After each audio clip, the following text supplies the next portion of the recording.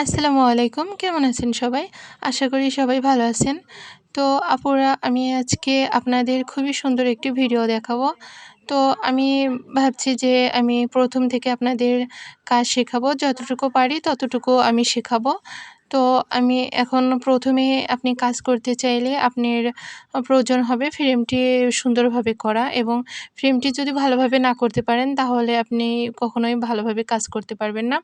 তো ফ্রেমটি সুন্দরভাবে আটকানোর জন্য ১ম এই আপনি একটি কাপড় দিয়ে ফ্রেমটা আটকিয়ে নেবেন। দেখুন আপুরা আমিও আম এ ভয়েল কাপড় ছোট করে মানে চিকন করে কেটে নিয়েছি লম্বা করে এবং আমি এভাবে জড়িয়ে নিয়েছি। তো আপনারাও এভাবে জড়িয়ে নেবেন যাতে ফ্রেমটা সুন্দরভাবে কাপড়ের সাথে সেট হয়ে যায় এবং কাপড়টা ছিঁড়ে না যাওয়ার সম্ভাবনা থাকে।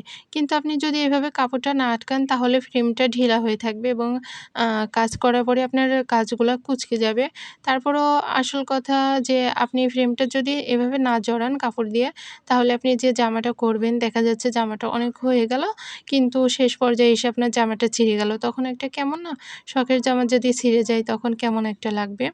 তো আপনারা এভাবে জড়িয়ে নেবেন। আর আমি যেহেতু ভাবছি যে আপনাদের ১ম থেকে কাজে শেখাবো, আম তো যেকোনো প্রয়োজন আপনাদের যদি কোনো কিছু জানতে ইচ্ছে হয় তো আপনারা কমেন্ট করে জানাবেন।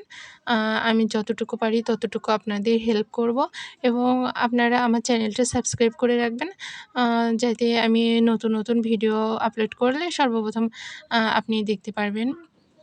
তো আপনারা দেখুন আমি খুবই সুন্দর করে ফ্রেমটি জড়িয়ে নিয়েছি। এবার সুচ দিয়ে মানে একটুখানি আটকাই নেব যাতে এটা খুলে না যায়। তারপরে আমি আপনাদের দেখাবো কিভাবে আমি ফ্রেমটি বসাতেছি। তো তো আপুরা আপনারাও কাজ শুরু করার আগে সর্বপ্রথম ফ্রেমটি এভাবে বাঁধিয়ে নেবেন। নয়তো পরে দেখা যাচ্ছে কাপড়টা ছিঁড়ে গেল। যাই হোক আপুরা আমি এটি দেখিয়ে দিলাম। তো আমার ভিডিওটি যদি আপনাদের ভালো লাগে, কোনো উপকার আসে তাহলে একটি লাইক দিবেন এবং সাবস্ক্রাইব করে দিবেন। তো দেখুন আপুরা আমি এবার আটকাই নেব। স্প্রিংটা একটু যদি টাইট থাকে একটু ঢিলা করে নেব। নিয়ে এভাবে আটকে নিচ্ছি।